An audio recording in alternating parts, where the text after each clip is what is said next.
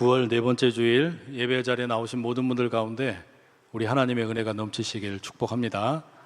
오늘은 사도행전 20장 28절에서 32절 말씀 본문으로 떠나는 자가 남은 자들에게 라는 제목의 말씀 전하겠습니다. 우리는 지난 시간에 바울이 에베소 교회 성도들에게 작별을 구하고 배를 타고 마게도냐 지방으로 건너가서 그 지역에 있는 교회와 성도들에게 또한 이 석별의 정을 나누고 이어서 그리스 지역으로 내려가서 교회들을 방문하고 또 성도들에게 이별을 구하는 그 내용을 함께 살펴보았습니다. 본래 바울의 계획은 그리스에서 배를 타고 수리아로 가고 6월절 전에 예루살렘으로 가는 것이었습니다. 그런데 안타깝게도 유대인 몇 사람이 바울에게 테러를 행하려고 한다라는 소식이 전해지게 되어서 이 바울이 여정을 변경하게 되죠. 왔던 길로 돌아서 다시 마게도냐 지역으로 가다가 빌립보라고 하는 지역에서 이제 유월절과 무교절을 보내게 되고 바다를 건너 드로아에 도착을 합니다. 거기에서 성도들과 그 주간의 첫날에 함께 예배를 드립니다. 바울이 말씀을 전하는 도중에 졸음을 이기지 못하고 청년 유두고가 3층의 높이에서 떨어져서 죽습니다. 그를 다시 살려 온 성도들에게 우리 주님이 예배 가운데 함께 하시는구나 라는 것을 또 확인시켜 주었죠. 오늘 설교 가운데 아무도 졸지 않기를 축복합니다. 그리고 이제 바울이 이 드로아에서 다시 배를 타고 밀레도라고 하는 곳으로 이동을 합니다. 그 대략의 경로가 지도에서 보시는 것처럼 이 섬을 통과하여 가는 길이었습니다.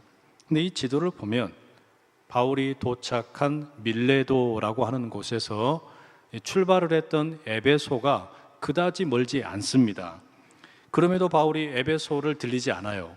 16절에 이런 정보가 있습니다.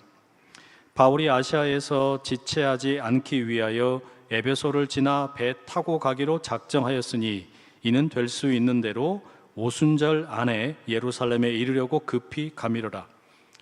에베소를 충분히 들릴 수 있는데 에베소를 그냥 지나고 배를 타고 가기로 했다는 거예요.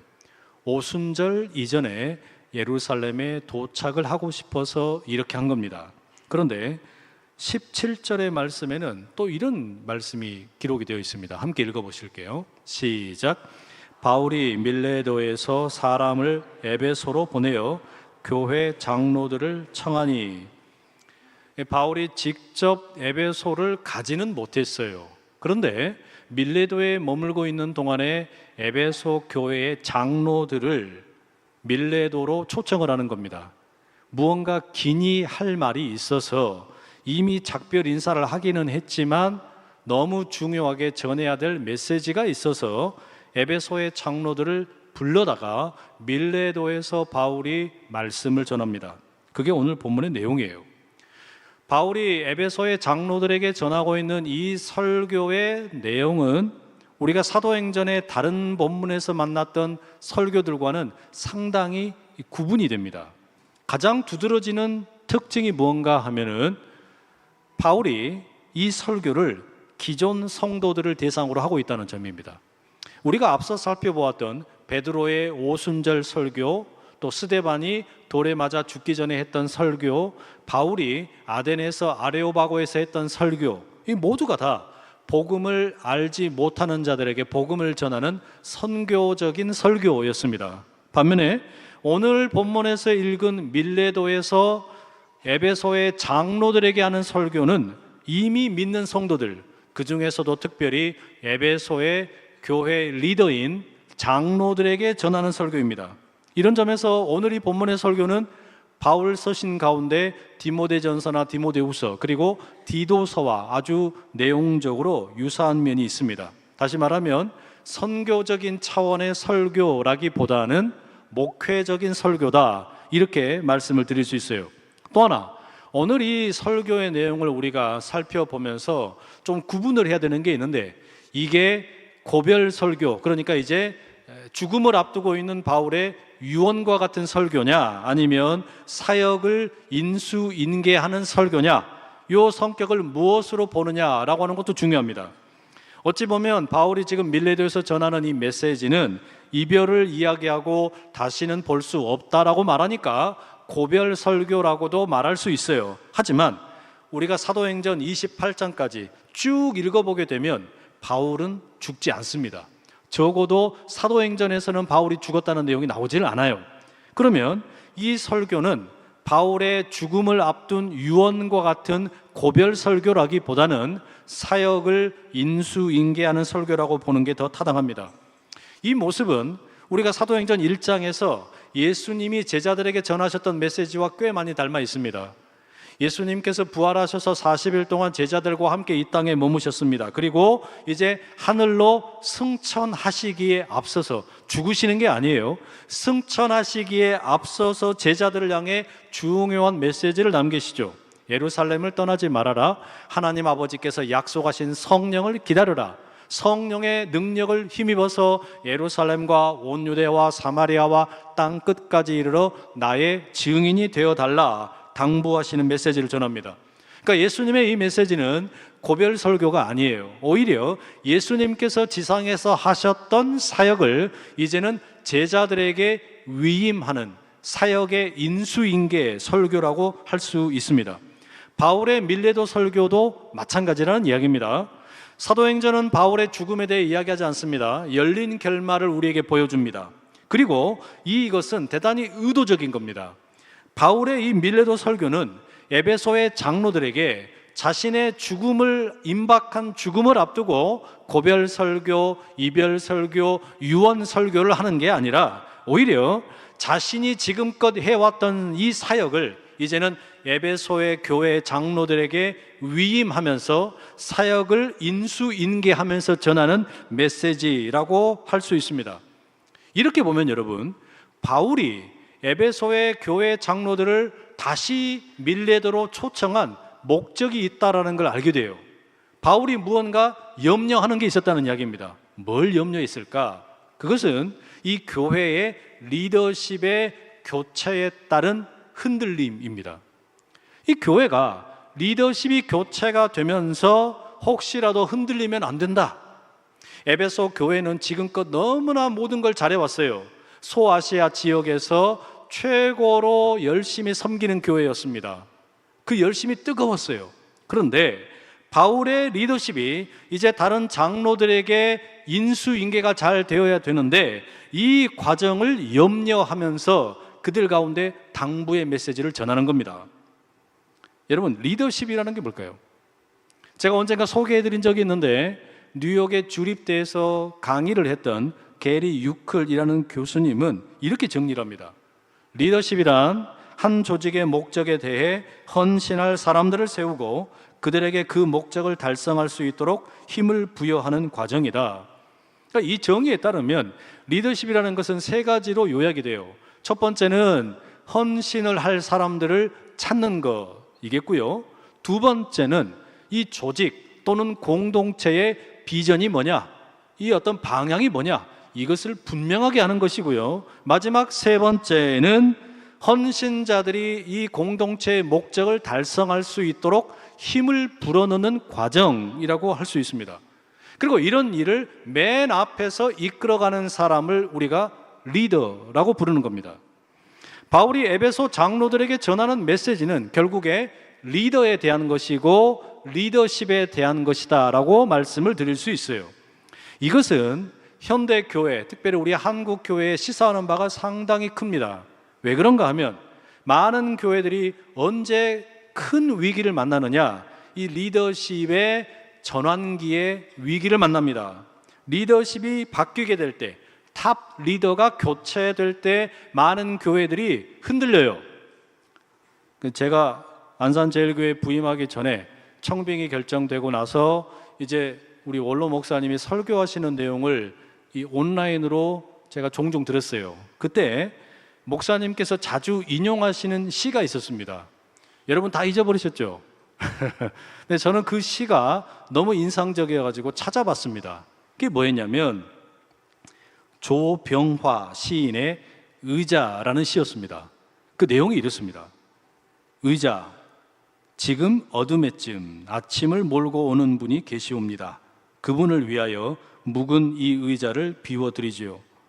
지금 어둠에쯤 아침을 몰고 오는 어린 분이 계시옵니다. 그분을 위하여 묵은 이 의자를 비워드리겠어요. 먼 옛날 어느 분이 내게 물려주듯이 지금 어둠에쯤 아침을 몰고 오는 어린 분이 계시옵니다. 그분을 위하여 묵은 이 의자를 비워드리겠습니다. 제가 이 시를 이 목사님께서 이제 소개하시는 걸 들으면서 우리 원로 목사님 참 자상하시고 따뜻하시고 또 긍정적인 마음으로 리더십의 세대 교체를 준비하시는구나 라는 생각이 들었어요. 아침을 몰고 오는 어린 분이 여기 있잖아요. 근데 새로운 시대가 온다라고 하는 것을 자신의 의자, 묵은 의자를 비우는 것으로 준비를 하고 계신다는 이야기예요. 그리고 실제로 그렇게 하셨습니다. 여러분, 이런 비움이 절대 쉬운 일이 아닙니다. 이게 뭐 누구나 다 그렇게 할 수 있을 거라 생각하실지 몰라도 절대 쉽지 않아요. 38년 동안 헌신을 했던 자리인데 그걸 비운다라는 게 결코 쉽지 않아요. 여러분이 그 자리에 가면 당연히 할 것 같죠? 천만의 말씀이에요. 이게 많은 기도와 묵상 가운데 자기를 비우는 연습이 되어야만 가능한 결단입니다. 물론 저도 부임을 하고 나서 지금껏 우리 원로 목사님 잘 섬기려고 노력을 많이 했어요. 이 목사님의 건강이 점점 이제 약해지시면서 언젠가 제게 이런 이야기를 하셨어요. 이제는 허 목사가 주보에 칼럼과 시를 좀 써라. 근데 제가 단호하게 거절을 했습니다. 저는 칼럼을 쓸지도 모르고 시도 잘 모릅니다. 목사님께서 건강이 허락되시는 한 주보에 시와 칼럼을 계속 써주십시오. 요청을 드렸어요. 아마 목사님 생각은 내가 은퇴를 했는데 이 주보에다가 시를 쓰고 칼럼을 쓰는 게 이상하다. 그래서 저보고 이렇게 쓰라고 하셨던 것 같아요. 그런데 제 생각은 좀 달랐어요. 물론 쓰라면 쓸 수는 있겠죠. 그러나 할 수만 있다면 목사님께서 이 좁은 지면의 글을 통해서라도 오래된 성도들과 소통할 수 있으면 좋겠다 생각했기 때문이에요. 사실 여러분, 한국 교회는 이와 반대되는 경우가 훨씬 많아요. 세대 교체의 과정 가운데 원로와 담임 가운데 갈등이 생기고 그로 인해서 교회 성도들이 상처받고 나누어지고 교회는 길을 잃어버리고 갈팡질팡하는 경우가 너무 많습니다. 그런 많은 경우들에 비교하자면 많은 분들이 안산제일교회가 건강하게 세대 교체를 잘했다라고 평가들을 해주십니다. 아마 언젠가 때가 되면 저도 동일하게 저의 의자를 물려줘야 할 겁니다. 새로운 시대를 열어갈 새로운 리더에게 물려주는 겁니다. 그러면 새로운 리더는 그 새로운 시대에 걸맞는 방식으로 다시금 헌신할 사람들을 찾을 것이고 공동체의 목적이 무엇인지를 분명하게 제시를 해야 되는 것이고 헌신자들에게 목적을 달성할 수 있도록 힘을 불어넣는 목회, 리더의 역할을 하게 될 겁니다. 그때까지는 제가 그 일을 해야 되는 거예요. 자, 그러면 우리 교회는 어떻게 되는 거냐? 어제나 오늘이나 내일이나 변함없는 모습으로 이 교회 공동체의 역동성을 유지해 가게 되는 겁니다.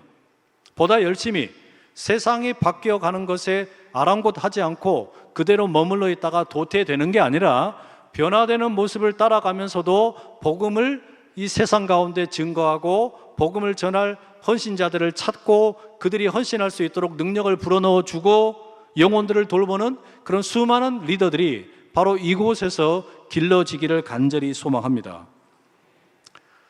별로 아멘 소리도 별로 작고 이러는데 이럴 때는 여러분 크게 아멘을 하셔야지. 우리 교회 가운데 훌륭한 헌신자들이 더 많이 나오기를 축복합니다. 이 정도는 돼야죠.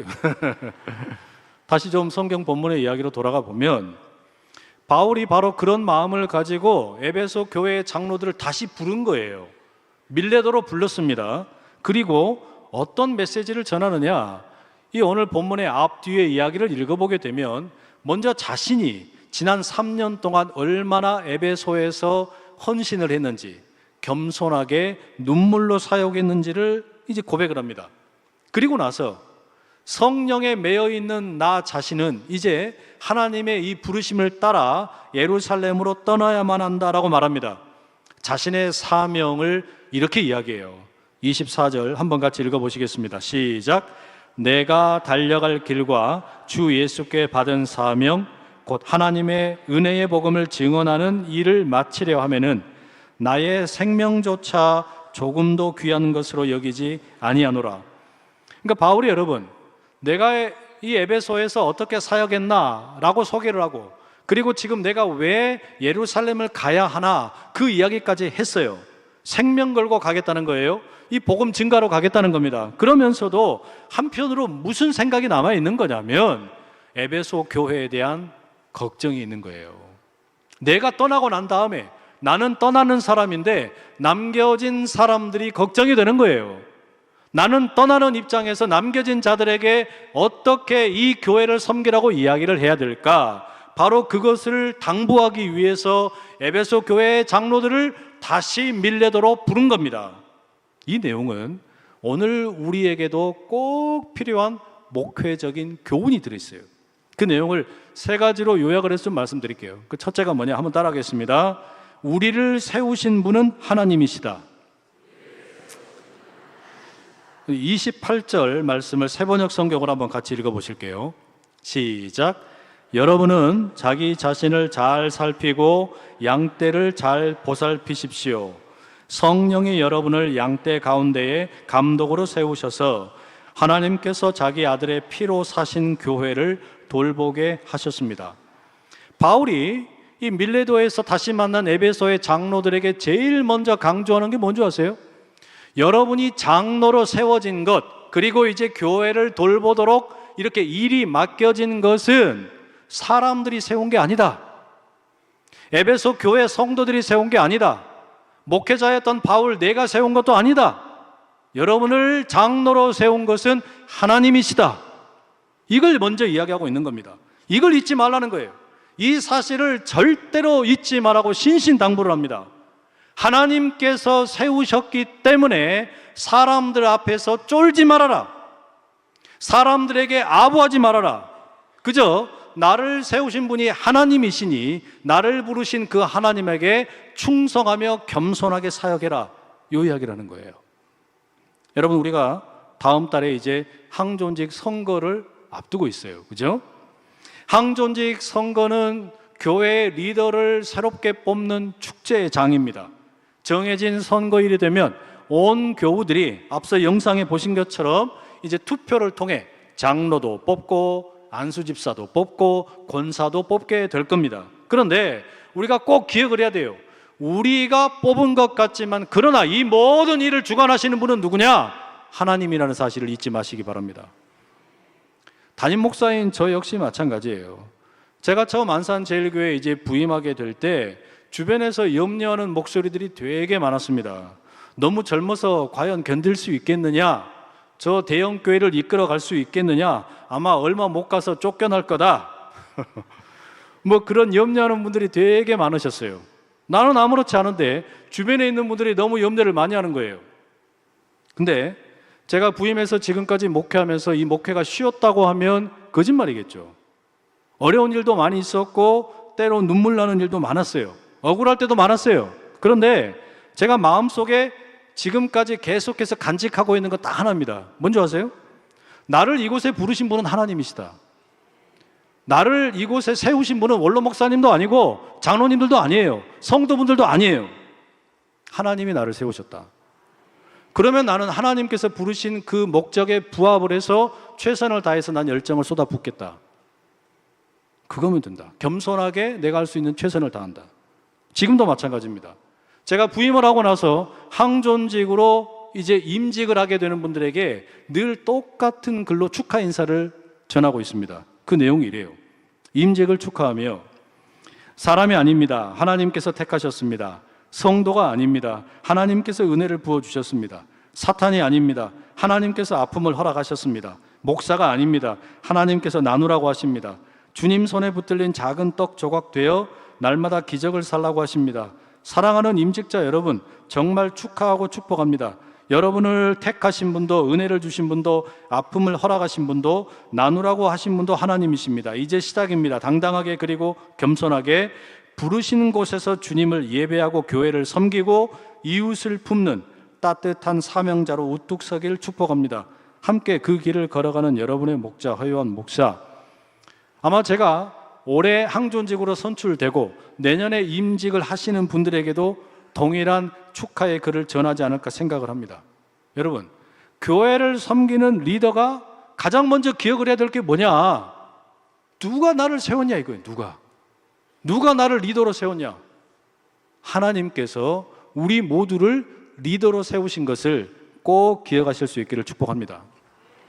두 번째, 바울이 에베소의 장로들에게 신신당부하는 두 번째 메시지가 뭐냐? 장로라고 할지라도 누구든지 넘어질 수 있다는 것을 기억해라. 29절에서 30절 제가 세번역 성경으로 읽어드릴게요. 내가 떠난 뒤에 사나운 이리들이 여러분 가운데로 들어와서 양떼를 마구 해하리라는 것을 나는 압니다. 바로 여러분 가운데서도 제자들을 이탈시켜서 자기를 따르게 하려고 어그러진 것을 말하는 사람들이 나타날 것입니다. 바울이 여러분 지금 자기 면전에 있는 에베소의 장로들에게 돌직구를 날리는 거예요.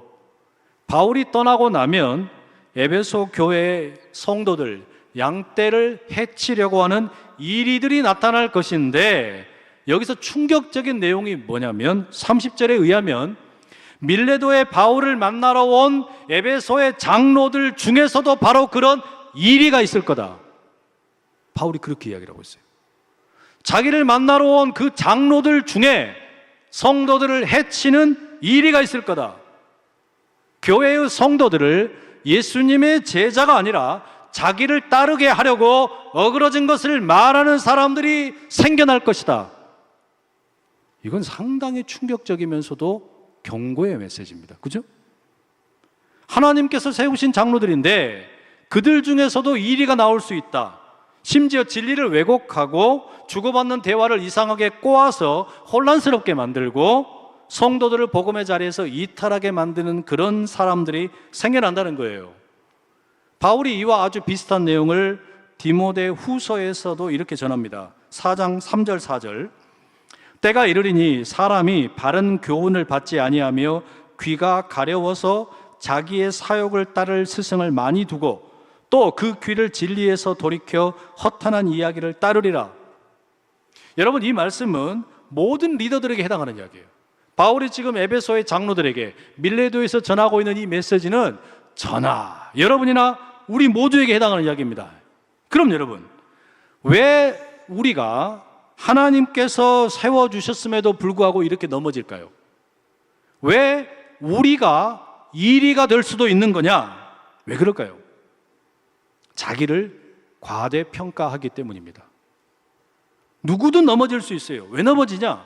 나를 세우신 분이 하나님이신데 하나님의 자리를 자기가 대신하려고 하다가 이리가 되고 성도들을 넘어지게 만들게 하는 경우가 많다라는 이야기예요. 2018년에 별세한 고려대 명예교수이면서 문학평론가였던 황현상 선생님이 이런 이야기를 했어요. 내가 살면서 제일 황당한 것은 어른이 되었다는 느낌을 가진 적이 없다는 것이다. 결혼하고 직업을 갖고 애를 낳아 키우면서도 옛날 보았던 어른들처럼 내가 우람하지도 못하고 늘 허약할 뿐이었다. 그러다 갑자기 늙어버렸다. 준비만 하다가. 저는 이 황현상 선생님의 글이 딱 맞다라고 생각을 해요. 근데 이 말이 오히려 정직하고 또 정직하다라고 말씀드리고 싶어요. 무슨 이야기냐? 내가 어른이랍시고 내가 뭔가로 되는 것처럼 과대평가를 자기 스스로에게 하는 순간 넘어지는 거예요. 교회를 섬기도록 목사가 되고 장로가 되고 안수집사가 되고 권사가 되었는데 왜 넘어지느냐? 다른 성도를 넘어지게 하는 이유가 뭐냐? 자신이 완전하다고 생각을 하고 자신은 완벽하다 생각을 하고 자신은 다른 사람보다 더 우월하다고 생각할 때 자기 스스로를 너무 과대 포장하게 될 때 넘어지는 겁니다. 차라리 스스로에 대해서 여전히 미숙한 모습이 있음을 인정하는 게 100배 낫습니다. 아니, 도대체 나는 언제 이 성품이 좀 다듬어지고 성숙하게 되는 것일까? 스스로에 대해서 탄식을 하고 다른 사람과 비교하면서 왜 나는 이것밖에 되지 않는 걸까? 낙심을 하고 내 속마음은 왜 이렇게 밴댕이 소갈딱지같이 좁아 터졌을까? 한탄하는 그 나약함을 인정하는 게 자기를 높이는 것보다 100배 낫다는 이야기예요. 이사야는 이사야 6장 5절에서 이렇게 말했어요. 그때에 내가 말하되 화로다 나여 망하게 되었도다. 나는 입술이 부정한 사람이요 나는 입술이 부정한 백성 중에 거주하면서 만군의 여호와의 신 왕을 베었음이로다 하였더라. 이 선지자 이사야가 하나님을 만나놓고 보니까 내 입술이 얼마나 부정한지, 내가 얼마나 추악한 존재인지를 알고 나니까 이 입술을 가지고 어떻게 하나님에 대해서 내가 증거할 수 있을까? 두렵다, 떨린다라고 고백을 합니다. 자기 스스로에 대해서 그와 같은 내가 얼마나 나약하고 부정한 존재인지를 자각하는 거, 그 하나님 앞에서 벌벌 떨고 그렇기 때문에 겸손함을 구하는 거, 여러분 그래야 넘어지지 않는 거예요. 우리 모두에게 특별히 함께 리더로 세워져 갈 우리 모두가 다 이 마음 품을 수 있기를 간절히 축복합니다. 세 번째, 그래서 바울이 이 밀레도로 찾아온 에베소의 장로들에게 전하는 세 번째 메시지가 뭐냐? 여러분들에게는 모범이 필요하다라고 이야기합니다. 31절 말씀 우리 새번역 성경으로 함께 읽겠습니다. 시작. 3년 동안 밤낮 쉬지 않고 각 사람을 눈물로 훈계하던 것을 기억하십시오. 바울은 에베소 장로들에게 분명하게 메시지를 전했어요. 여러분들을 세운 것은 하나님이시다. 그런데 그럼에도 불구하고 여러분들 중에 이리가 나올 수 있다. 성도들을 넘어지게 하고 교회를 어지럽게 하는 사람이 나올 수 있다. 그러니 각성을 필요로 해야 된다.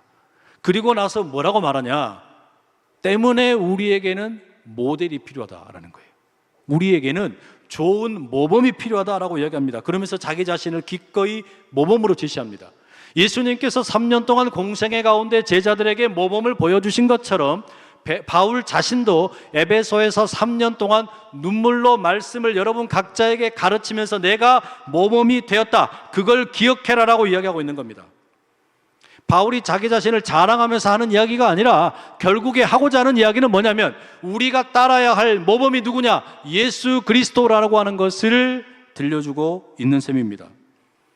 모범이 있다라는 거, 모델이 있다라는 것은 이건 너무 중요해요. 예를 들어 야구 경기를 한번 생각해 보세요. 저는 야구를 너무 좋아하는데 요즘에 아주 그냥 신이 났습니다. 제가 왜 신이 난 줄 아세요? 짐작하는 분들 계실 겁니다. 글쎄, 기아 타이거즈가 7년 만에 정규 시즌 우승을 했어요. 그래서 기분이가 좋아요.